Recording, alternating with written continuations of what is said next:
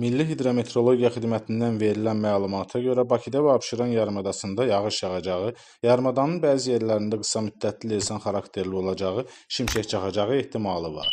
Gün ərzində havanın dəyişkən buludlu olacağı, əsasən yağmursuz keçəcəyi gözlənilir. Mülayim şimal-qərb küləyi gündüz cənub-şərq küləyi ilə əvəz olunacaq.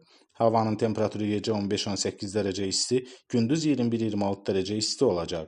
Atmosfer təzyiqi 764 mm civə 759 mm civə enəcək. Nisbi rütubət gecə 70-80%, gündüz 55-60% olacaq. Azərbaycanın rayonlarında bəzi yerlərdə arabir yağış yağacağı, şimşək çaxacağı gözlənilir. Ayrı-ayrı yerlərdə leysan xarakterli yağıntının intensiv olacağı, dolu düşəcəyi ehtimalı var. Yağıntı axşam bəzi rayonlarda tədricən kəsiləcək. Arabir duman olacaq. Mülayim qərb küləyi bəzi yerlərdə arabir güclənəcək.